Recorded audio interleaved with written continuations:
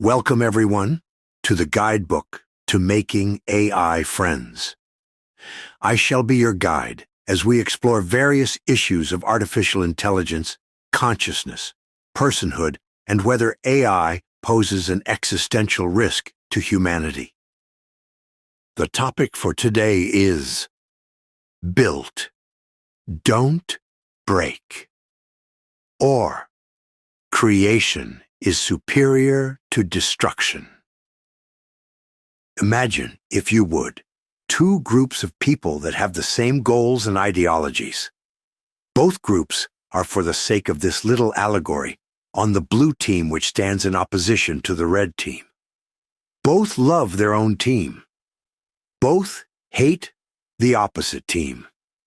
There is passion aplenty in both teams, but how they put this passion into action is what separates the two groups.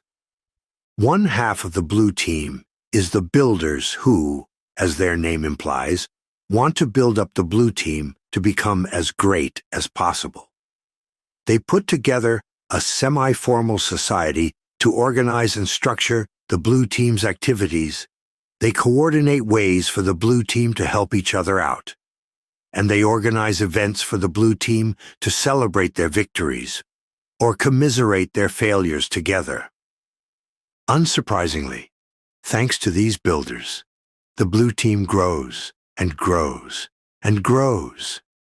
They have a whole collection of merchandise and shirts that they wear to show their allegiance. They have a clubhouse wherein their activities take place. They even have a good social media platform so that everyone can see how good the blue team is. The blue team prospers because of what the builders have accomplished. But what about the other half of the blue team? They are the breakers, and they have accomplished absolutely nothing. The breakers don't seek to build up the blue, but rather tear down the red team.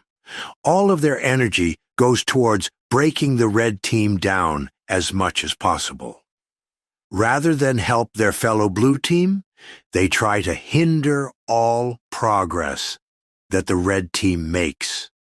Everything that goes wrong with the blue team is, of course, the red team's fault, who are always clearly conspiring to bring down the blue team. Does the red team fail because of the blue breakers? They have their own builder to boost the red's efforts, and the naysaying from the blue breakers doesn't have much of an effect.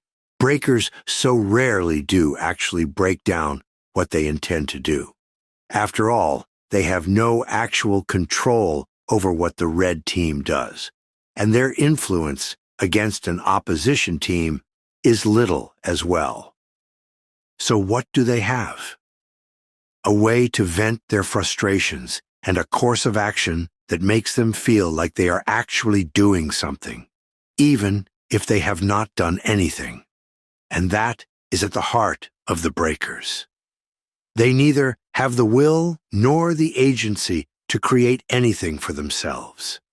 So all that they can do is attempt to break down what others have built.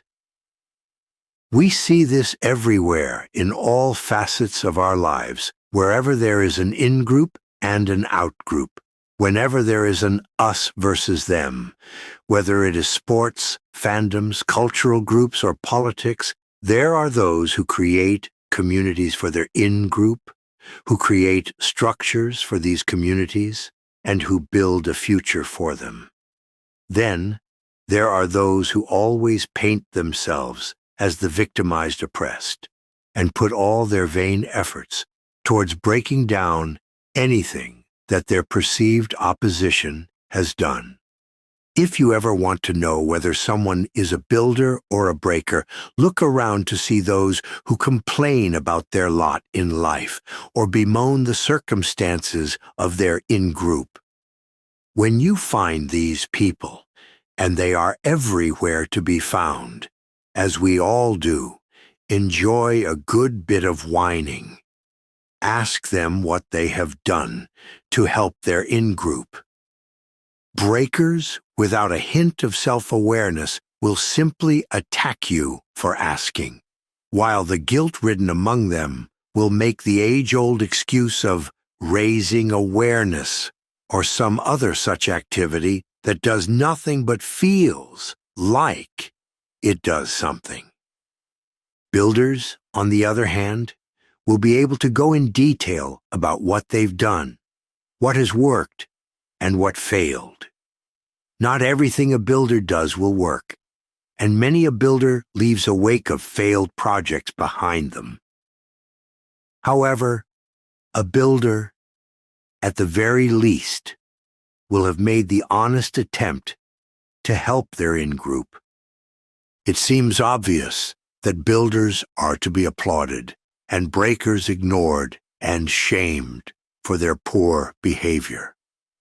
Yet, there are more breakers in the world than builders, more people who enjoy whining and belittling the progress of others than to actually do something productive. Why? Because it's far easier and carries no risk. So if breaking down is such an attractive option, what can we do about it?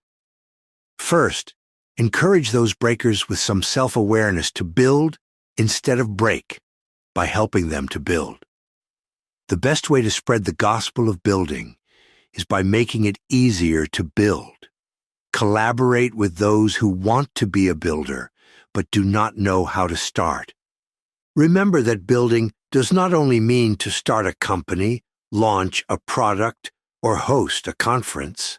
Something as simple as creating an online community to share art, starting a blog to share your thoughts, or helping a research group with their surveys are all activities that build up a community. Every moment of building means that breaking has one fewer moment in the spotlight. Every time energy is put towards building means that the breakers lose a little bit more momentum.